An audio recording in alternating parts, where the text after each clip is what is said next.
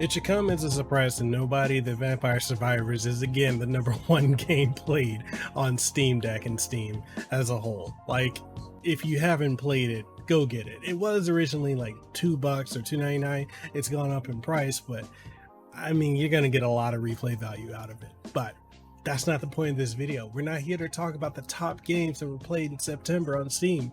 We're here to talk about the games that I'm personally playing or have been revisiting in the month of September before we head on off into October. So without further ado, let's go ahead and get into it. You enjoy the content I put out, podcast reviews, streams, all the other good stuff, tutorials and such. Make sure you like the video, sub to the channel if you haven't already, and the notification bell. Also, make sure you go check out the Decked Up podcast, which is available here on YouTube as well as available on all podcasting outlets, primarily Spotify, but Apple Podcasts, Google Podcasts, all that. It's available everywhere. Now, the game I want to talk about that I've been going back and forth for almost 2 years now has been none other than CyberPunk 2077. And the reason I say that is because it's a game that, when it came out, everyone was talking about all the bugs and the glitches and issues that they were having with it. And it's just something that, I didn't run into it. I was playing on the PlayStation, I want to say PlayStation 5 when it came out, but I really didn't have any issues with it. I didn't run into like the T-pose and all the other stuff that people are doing or reporting what's happening, all the weird bendy glitches.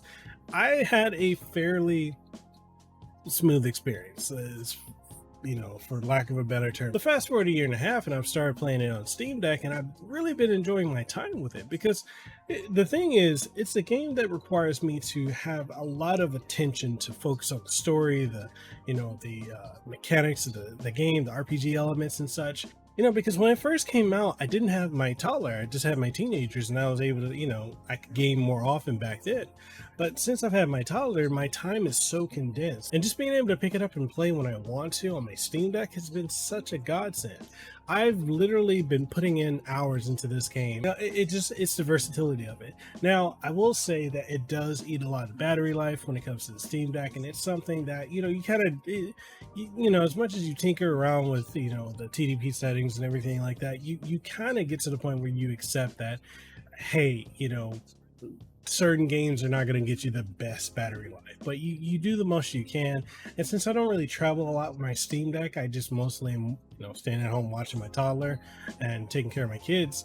It's something that allows me to just, I can get in and play when I want, and do a couple missions, and then I can just be done and come back later. And you might be saying, well, couldn't you do that on your big screen TV? I would if I wasn't always being used for Cocomelon and Badanamu. If you've got kids, you understand, especially if you got a toddler.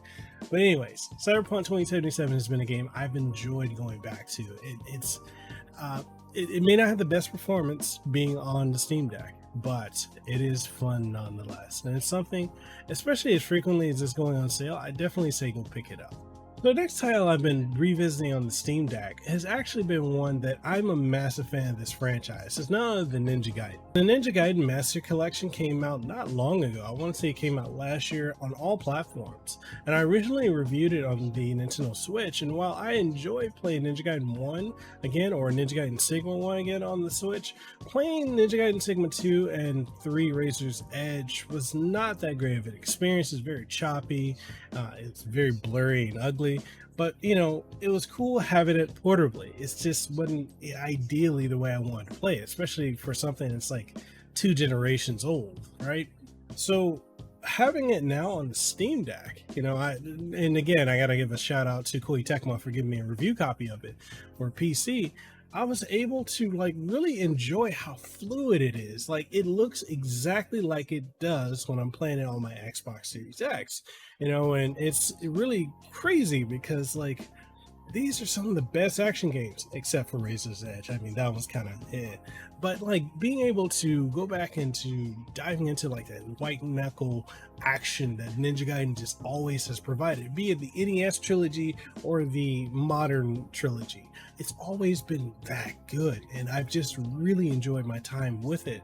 Now, When I was playing on Nintendo Switch, I always ran into issues with like my hands are cramped because this is very much something that requires you to have really twitch reflexes, and just the ergonomics of the Switch, even with the Pro controller, aren't that great when it comes to a game like this, because also there's the latency playing Ninja Gaiden Master Collection on Switch with the Pro controller for whatever reason. But playing on the Steam Deck, because the Steam Deck is so ergonomic, like when it comes to blocks, parries, dodges, and such, like everything just feels so good just because of how ergonomic that the Steam Deck is. And then like I get to and enjoy it still at 60 frames per second for all 3 games. And that's something that I can't say is true for playing this on Nintendo Switch. But nonetheless, going back and revisiting some modern classics, except for Ninja Gaiden 3 Razor's Edge, Sigma and Sigma 2 are phenomenal. Now I do wish that the Master Collection would have came with like Ninja Gaiden Black and Ninja Gaiden 2, like the original Xbox 360 version, but I can always put those in, using EmuDeck and just play them that way, and they play perfectly fine. The next thing I've been playing a lot is the Teenage Mutant Ninja Turtles, the Cowabunga collection. And it's something because I grew up playing these games in the arcade, like Teenage Mutant Ninja Turtles and then Turtles in Time. I played them in the arcade, and I played the NES games, I played the Sega Genesis games, I played the Super Nintendo, as well as the Game Boy games. And it was so, like, it's one of those things where if you weren't there, you really can't appreciate how amazing it was, because that was like peak popularity for the Ninja Turtles. And so for me, like being able to go back and play these games, that if you got a physical copy of a lot of them, they're really really rare now. And when they announced that this collection was going to come out, and again, shout out to Konami for providing a review copy of it. I was all in for it, and being able to play it on Steam Deck, because I know it's on every platform available, but my primary gaming platform is the Steam Deck. So, having that collection, being able to go back and play the arcade originals, playing Hyperstone Heist, playing Turtles in Time, Manhattan Project, like, it's so cool having all those classics right there. Now it doesn't include like the Game Boy Advance titles or any of the ones that were from like the GameCube generation, or the PlayStation 3 generation, or even hell, the last generation. But nonetheless, you've got a whole slew of games that define an era of gaming. And for someone like me, there's a lot of value in that. It may not be for people who are coming up now or with the previous console generation, those who were born 2000 after. But for me as a retro gamer, man, absolutely love it. The next game I want to talk about is one that I've really been enjoying playing on the Steam Deck, and it's none other than Resident Evil 2 Remake. Now, I love the Resident Evil franchise. Every October, I play through the entire Resident Evil series on stream, and I call it the Weekend of Evil. So I, go through 1 and all the way up to like whatever the most current one is. And so the thing with the Steam Deck, and I know I'm talking about Resident Evil 2, which is one I've been playing a lot of, but like being able to play the entire franchise on the Steam Deck has just been absolutely insane. All the way up to Village. Village runs perfectly fine on Resident Evil 7 runs on the Steam Deck. But, being able to go and play Resident Evil 2 Remake, which is something like how fluid it runs at 60 frames per second, no issues whatsoever. And it's just such an enjoyable experience. I can get a good 2.5 hours, and what's interesting is a lot of people be like, oh, that's not a lot of time to play Resident Evil 2 Remake on the Steam Deck.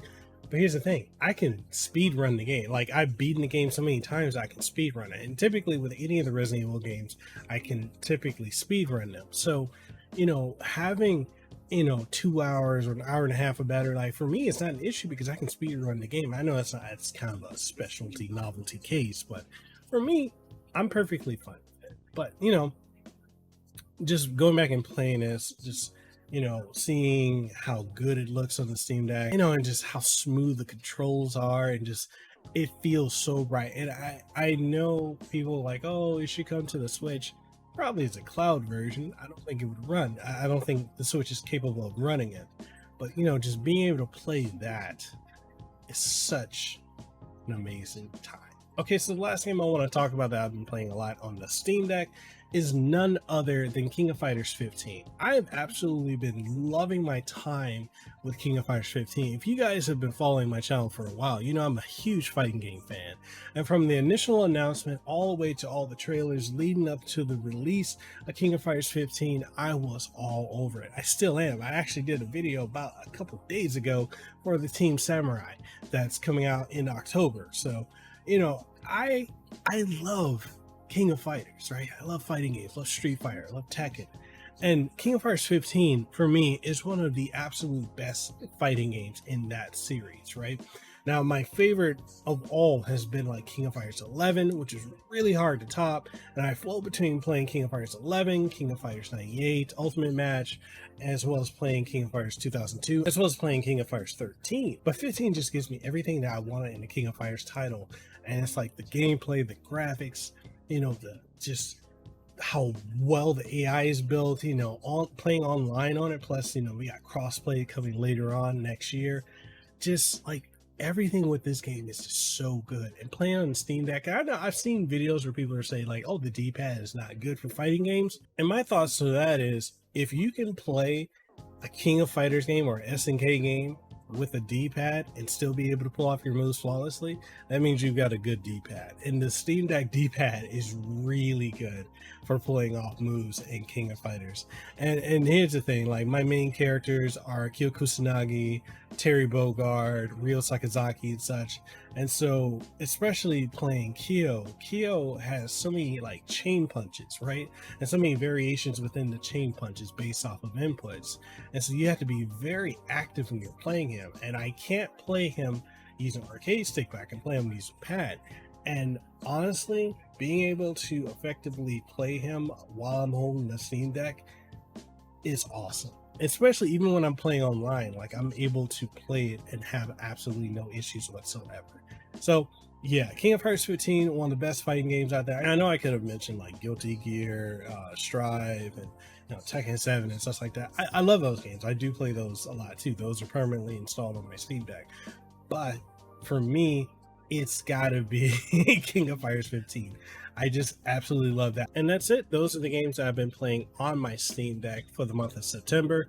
What do you guys think? Are there some games that you've been revisiting on your Steam Deck that may have been sitting in your backlog, or games that, you know, maybe you just didn't have the time to, or you just, you know, you just been diving head on and just obsessing over it on your Steam Deck? Whatever your thoughts are, let me know in the comment section down below. And if you enjoyed this video, and as well as others that I put out, make sure you like the video, sub to the channel, you know, all that stuff that YouTube likes.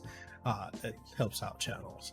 And if you haven't already, check out the Steam Deck podcast that I've created, which is called Decked Up, a Steam Deck podcast. Talk about a variety of things. We do live streams every single Sunday, and also it's available on every major podcasting outlet. Links for that is going to be down in the description below. If you want to support the content we put out, we do have channel memberships. We got Patreon as well, gets you early exclusive access to content I'm working on, and so much more. All that being said, I'll catch you guys on the next one. Stay safe, be blessed, and I'll see you when I see you. Peace.